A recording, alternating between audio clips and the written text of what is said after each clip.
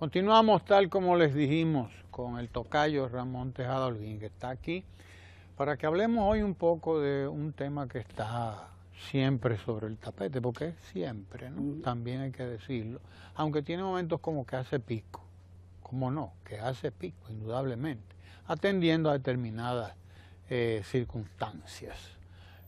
Alguna gente habla de violencia social, que es una cosa, otros lo enfocan en términos de seguridad, otros hablan, en fin, de las diferentes maneras en que se puede enfocar el tema, pero es indudablemente una cuestión de seguridad ciudadana, la violencia social, la ratería, el raterismo que está ahí también gravitando en todo esto, etcétera, etcétera, porque hay de todo un poco, también la gente mezcla una cosa con la otra, porque como unos van a los Martínez, otros van a martinear, pues hay una mezcla también, ¿no? Y se mete ahí también la cuestión de la violencia de género, de los feminicidios, etcétera. O sea, hay como un paquete bastante grande en el fenómeno este. Entonces, sería bueno que lo conversemos, porque tampoco hay que estar sacándole el bulto a los temas que están ahí. Claro. Y además, obviamente, la seguridad ciudadana es uno de los retos principales de este gobierno y del próximo cuatrenio, que hay que enfrentar con nuevas herramientas, pero lo básico, y ahí es a veces donde nosotros nos perdemos, lo primero que tenemos que tomar en cuenta es cómo nosotros vamos a hacer un diagnóstico de la seguridad ciudadana. Porque la seguridad ciudadana no entra todos los aspectos que mucha gente piensa. Por ejemplo, el tema del feminicidio tiene unas determinantes culturales muy concretas y que están relacionadas con una sociedad patriarcal, machista, que cree que tiene el control de la mujer y que la mujer es parte, digamos, propiedad privada. Y desde ese punto de vista, el feminicidio, tiene en su diagnóstico, tú no puedes tomar las mismas medidas, por ejemplo, que para el raterismo. Entonces hay que determinar claramente qué es. Y yo creo que en cuanto al feminicidio, se han estado dando pasos importantes. Ahora bien, ¿qué ocurre? Mientras se agravan ciertas situaciones y ciertas condiciones sociales, sobre todo a nivel mundial, mientras se van viendo ciertos aspectos, el hombre puede, en muchas ocasiones, se siente que no puede cumplir con su deber de proveedor, que no es su deber de proveedor, que no puede establecer una relación de igual con la mujer, que no puede tener una relación con una persona que no sea una relación de posesión. Y eso provoca entonces situaciones dentro del seno de la familia, lamentables, pero el trabajo que tú tienes que llevar a cabo es un trabajo que va desde que no basta tú simple y llanamente tener policía, tener espacios de protección y todo esto. Tiene que trabajar en términos culturales, tiene que trabajar en la escuela el tema de género, tiene que tratar de que los roles de ambos sexos, del hombre y de la mujer, dentro de la misma escuela, dentro de la nueva generación que vayan surgiendo, se vayan entendiendo, se entiendan inclusive la capacidad que puede tener tanto el esposo como la esposa de poder tener una relación armoniosa. Y ahí tú tienes que trabajar eso prácticamente, digamos, en toda la sociedad. Te digo educación, pero también hay una responsabilidad de trabajar eso en el ámbito del trabajo. Sobre todo en el ámbito del laboral. Trabajo, laboral, exactamente, en sentido general, laboral, tanto en las instituciones como en la forma también de contratación. Porque la relación de género en la sociedad ha cambiado. Ahora mismo hay muchas mujeres, por ejemplo, que tienen mayor nivel de capacidades y habilidades que los hombres, consiguen mejores trabajos y a veces son ellas las proveedoras del hogar. Y eso entonces el hombre, que si continúa esta visión patriarcal, machista, que dice que él debe ser el proveedor, el que mande, se siente real y efectivamente minimizado. Y lo que en vez de responder como deberías responder en términos de capacitarte tú más, hacer también tus propias búsqueda de trabajo, tratar de competir con ella en buena línea, no, lo que hace es sentirse minimizado y entonces se crea un ambiente de violencia que puede llegar en una situación de feminicidio. Obviamente, como te digo, es un tema que hay que tratarlo totalmente aparte, que ha sido bien tratado en República Dominicana. El movimiento feminista ha hecho buenos trabajos de diagnóstico y que yo creo que en más de un sentido, desde la Procuraduría, desde el Ministerio de la Mujer, se han estado haciendo avances importantes. Lamentablemente han ocurrido en estos días algunos feminicidios que han sido muy sonados, que han terminado inclusive un par de ellos con el suicidio del feminicida, que lo colocan en la prensa y uno dice, bueno, pero es que no se está haciendo nada y hay como un nivel de demanda para que eso se haga. Pero mira, desde la Procuraduría está lo de la casa de acogida, inclusive organizaciones que se han juntado, está la Procuraduría especializada en asuntos de la mujer, se han hecho campañas sobre estos temas, pero es un tema, como te digo, muy enraizado en la cultura y que no es de fácil, no es fácil tú resolverlo. No se erradica fácil, ¿no? Y yo lo que te digo es que, como te dije, que hay avance, pero además de eso, toma en cuenta, por ejemplo, sociedades como España, los propios Estados Unidos, no han eliminado el feminicidio. O sea, es difícil y está en la raíz.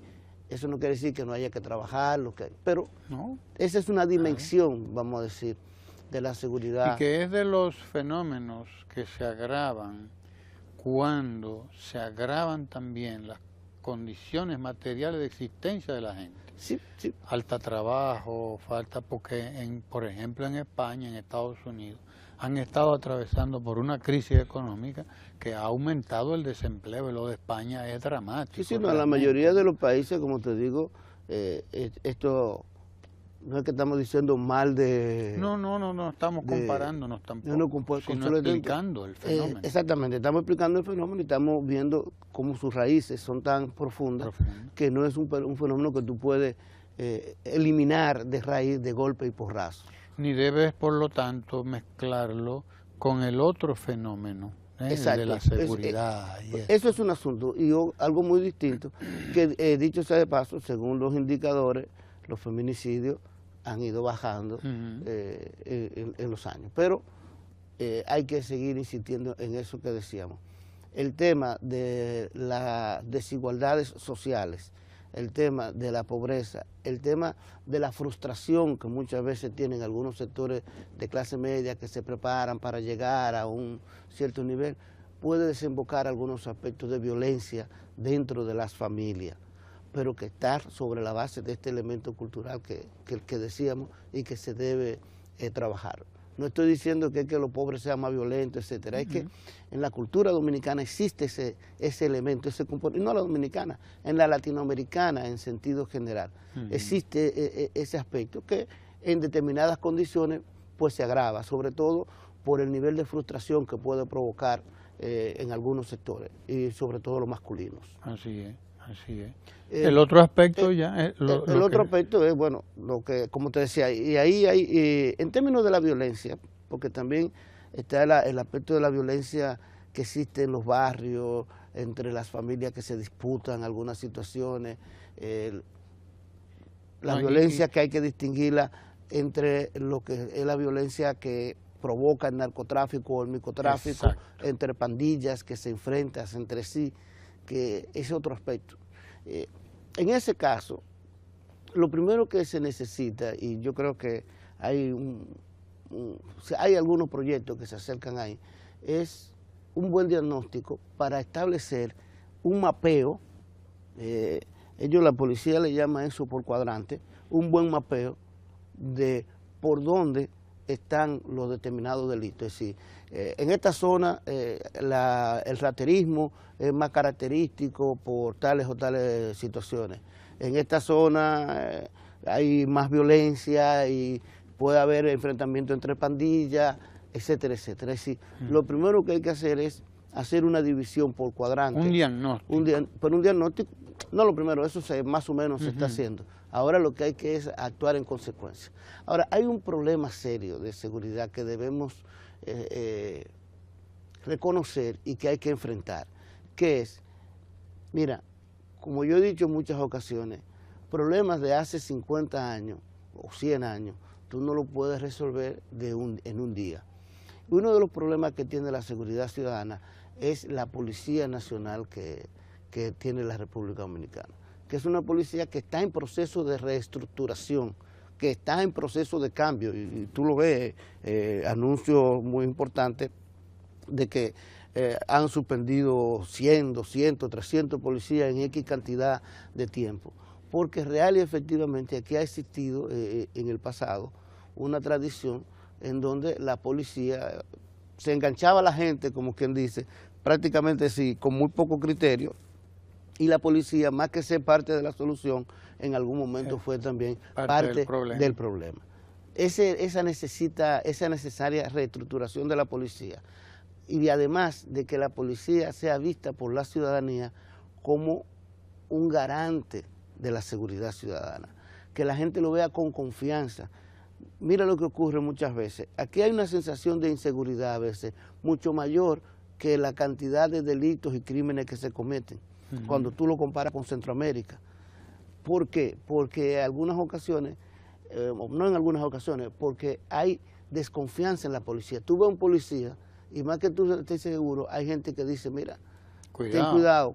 Entonces, la policía necesita una buena campaña. Un problema de confianza. Un problema de confianza. La policía necesita una buena campaña de acercamiento a la ciudadanía, de ser vista más como una policía comunitaria, de que la gente confíe en el policía, para poder crear precisamente esa sensación de seguridad, ese elemento que es parte de la percepción, pero que la percepción nunca está en el aire, en la percepción siempre hay una base real en esos aspectos. Entonces, tú necesitas esa campaña con la policía para poder acercarte a, digamos, un tipo de policía comunitaria a la ciudadanía en ese nivel de confianza. Otro aspecto que uno tiene que tomar en cuenta en esto de la seguridad, que en algunas veces se ha dicho, es el siguiente, que tiene que ver también con la confianza. Lamentablemente, muchas veces, las personas que son víctimas de algún tipo de situaciones que puede ser robo, por ejemplo, aquí se roban muchos inversores, cosas que están fuera de las batería de los vehículos, goma, los tapabocinas, etcétera. Y la gente muchas veces dice, bueno, me la complican tanto para yo ir a denunciar esto. Que no lo denuncie. Y además de eso, ahorita es los mismos policías que están involucrados y no lo denuncian. Entonces, eso es un error porque, por lo que hablábamos hace un momento, si nosotros queremos definir un mapa del delito y los principales delitos y cómo se cometen, es necesaria tener esa estadística.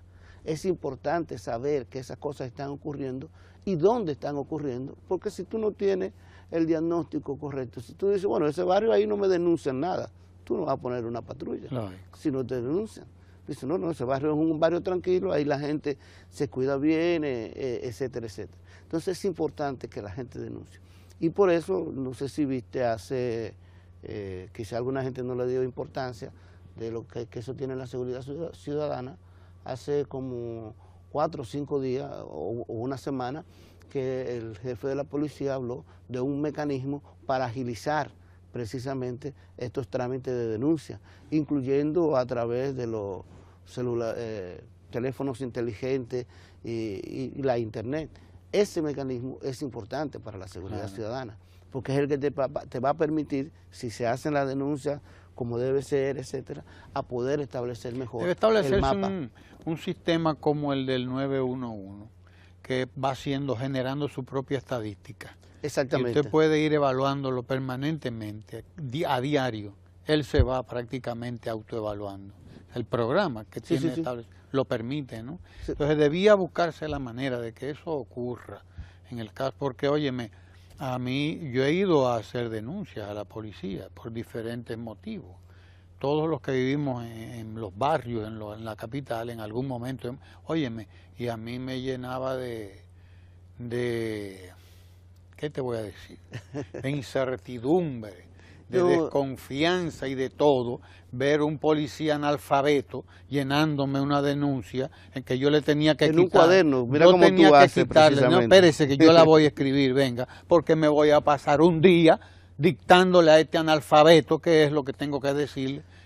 Que voy e hice la denuncia fue una vez que me robaron la batería de mi vehículo, pensando en lo que tú has dicho, en que se lleve la estadística, que se lleve la información y se tenga esto, el registro de que por aquí roban baterías, por allí roban más aquello, bicicletas o lo que sea, qué sé yo, para que se haga una cierta tipificación del asunto. O sea, uno va a cumplir más bien con el procedimiento, ¿no?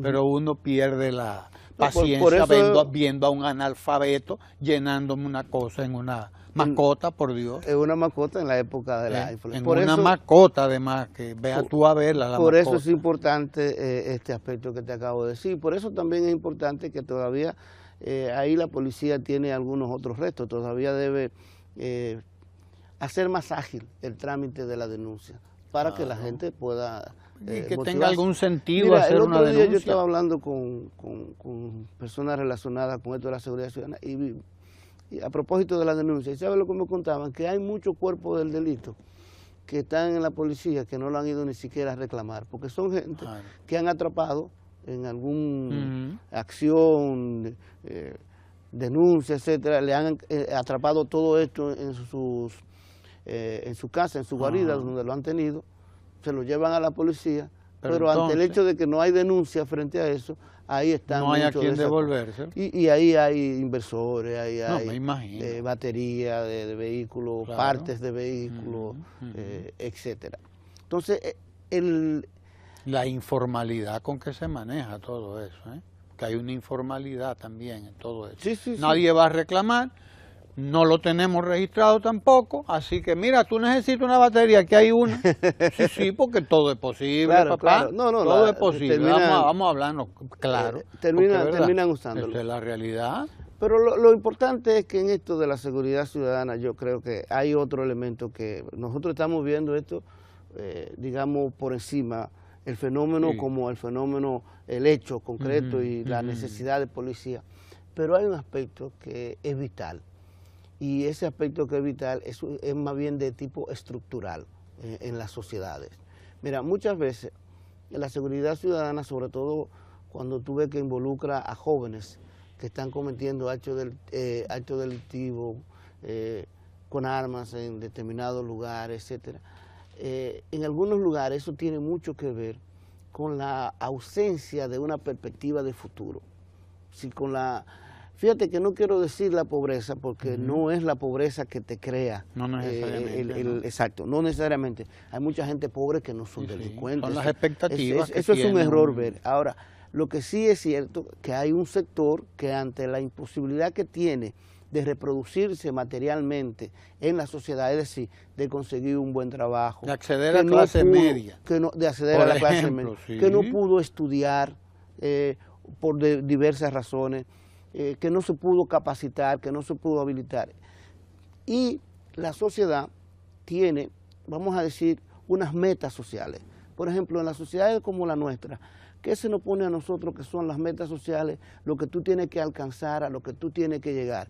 Esas metas sociales son vivir bien, tener buen vehículo, conseguir una casa, dirían jipeta, tener buenos ropa de marca, beber buena bebida, bebida bien añeja, y el mejor ejemplo te lo ponen, qué sé yo, los peloteros, los bachateros. No, y tienes además la publicidad machacándote. La publicidad machacándote. 24 horas machacándote. Exactamente. Entonces, imagínate una juventud a la que tú le estás diciendo, el éxito se mide en función de la capacidad de compra que tú tienes. Claro. Y en función de los recursos que tú tienes. Si tú no vas a Punta Cana, tú eres un arrastrado. Exactamente. Si tú no vas a Punta Cana o a Romana, si tú no sales de vacaciones, tú eres un arrastrado. Problema, entonces, te está machacando eso la sociedad.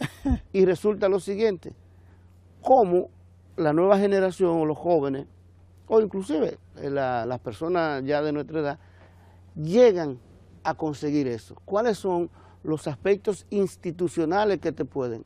A través de buen trabajo. Bueno, pero tú tienes las capacidades a través del estudio, a través de que entonces, cuando tú ves que hay esa distorsión entre lo que son las metas sociales y lo que son las formas de conseguir esas metas sociales. Y tus posibilidades, pues tú primero que nada, eso es lo que llaman en sociología, Robert K. Merton, el concepto de anomia. Es decir, es una sociedad anómica que no le da la oportunidad a la gente de llegar a esa meta. Eso puede provocar primero reacciones violentas de un sector de la sociedad que no logra llegar a esa meta. Sobre todo en la juventud. Por frustración, sí. Entonces ahí te crea violencia. Y el otro aspecto que te crea, además de esas reacciones violentas por frustración y que el ambiente te lo puede caldear, es que entonces la gente utilice mecanismos no institucionales para conseguir eso. Porque tú no estás estableciendo que lo importante es la forma de llegar, tú estás diciendo que el llegar es lo importante. Entonces, como no importa cómo yo llegue, yo puedo llegar a través del asesinato, del crimen, de la corrupción política, del tráfico de drogas, es decir, de lo que sea, para poder, porque se ha acentuado más la meta social, la meta cultural de tener mucho y poder vivir bien, mejor que todo el mundo, y no se ha acentuado en la forma institucional de llegar a esa. De ese punto de vista, por ejemplo, te lo digo porque él te estaba diciendo, mira, vamos a ver esto también en perspectiva y en el largo plazo. Porque en ese aspecto, hay un trabajo importante que está haciendo el gobierno en términos de la educación. Es decir, aunque parezca mentira, desde ese punto de vista, digo no que parezca mentira, la jornada extendida y la reforma educativa busca contribuir precisamente en darle a estos jóvenes, primero que mantengan más tiempo en la escuela. Claro. Al tener más tiempo en la escuela, tú tienes que aprender más, ¿no? Porque te van a dar más horas de clase. Segundo, que en ese caso... te está afianzando la idea de que es por ahí. Exactamente, te está afianzando la idea del aspecto institucional para llegar a esas metas. Que tú lo puedas lograr con la educación, que además de eso tú puedas satisfacer mínimamente tus necesidades a través del trabajo honrado. Entonces, claro, un elemento importante de seguridad ciudadana es ese aspecto, una educación pública de calidad. Lo único que las ventajas de eso tú lo vas a comenzar a ver dentro de, qué sé yo, 10 años, 10, 15 años, 15 años. 15 años, porque es un elemento estructural. Igualmente que el tema del trabajo juvenil. Pero es ahí que hay que trabajar, sí, es sí, lo estructural. Es que lo estructural, como te digo, claro, hay que reformar a la policía, evidentemente, sí, hay que hacer que la policía tenga una relación directa con la ciudadanía, que sea un tipo de policía más como el concepto de policía comunitaria, exacto, que entienda, que tenga un área determinada, qué sé yo, por ejemplo, en muchos lugares tú tienes un policía que es el policía del barrio, que todo el mundo conoce, claro, que patrulla y que puede ayudar en cualquier cosa y que la gente... Sí, hay que crear un ambiente de esa naturaleza. Pero eso es lo coyuntural, ¿no? Ahí mismo la capacidad investigativa de la policía, la reestructuración, la depuración, claro, del policía, todo lo eso otro es crear las oportunidades a la gente. Pero tú tienes que, vamos a llamarle de esta manera, eliminar la fabriquita que crea el problema. Y la fábrica que crea el problema está relacionada con el concepto de anomia. Y es una causa mucho más estructural, que tiene que ver, como usted decía, con la educación, pero también con la salud, con el trabajo y sobre todo con el aspecto de la perspectiva que se le crean a los seres humanos, en este caso al hombre y la mujer dominicana, joven, de que puede llegar a lograr las metas sociales que se impongan a través de los mecanismos institucionales, es decir, estudiar, conseguir un buen trabajo, hacer su empleo, hacerlo con toda la capacidad y la honestidad del mundo. Dice una canción por ahí que usted y yo conocemos, que un cobarde puede con 1000 valientes. Sí. Pero también un solo acto de ratería, de raterismo vulgar, de eso que usted ve por ahí, puede, con 100 soluciones que usted haya dado, por ejemplo, a través del 911, sí, porque sí, hay soluciones que se han dado por cantidades, se han evitado muertes, se han evitado muchísimos feminicidios. Se han evitado muertes, el feminicidio, el 911 ha trabajado ese tema, se ha convertido... Pero el que sale en la primera página del periódico es el tipo con el, con el celular y la cosa. Inclusive ahora se va a implementar el botón de pánico, que se va a hablar con las diversas compañías proveedoras de telefonía, o sea, con las compañías que tienen teléfono, las diversas compañías telefónicas, para que en los celulares y en los asuntos haya un botón de pánico, que solamente ese botón ya es un indicador de que está en peligro. De que hay y una específicamente trabajado para el feminicidio, que, como te digo, es un elemento muy importante para reducir los feminicidios, pero hay que insistir que también es importante trabajar para minar, para destruir la fabriquita de estas situaciones de feminicidas, de violentos que hay, y eso es un elemento a largo plazo y un cambio importante en la sociedad dominicana, en donde no solo el gobierno es responsable, no solo el gobierno es responsable, en donde somos responsables todos.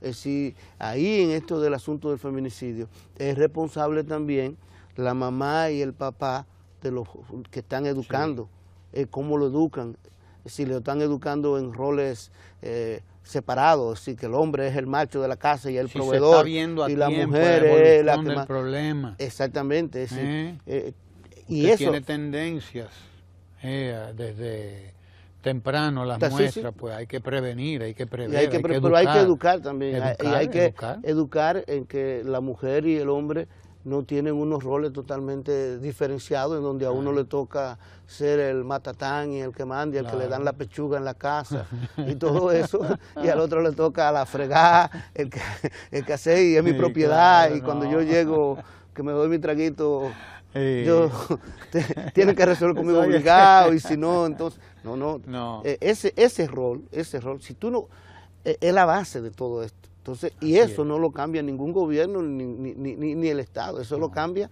simple y llanamente también con colaboración de la ciudadanía. No quiero decir que no haya un papel, pero hay un papel de todos nosotros en ese plano. Claro. Bien, como les dije, teníamos una conversación bien buena para hoy, sobre un tema que le gusta a mucha gente, indudablemente, que está en el tapete y que no podemos escurrir el bulto, hay que explicarlo.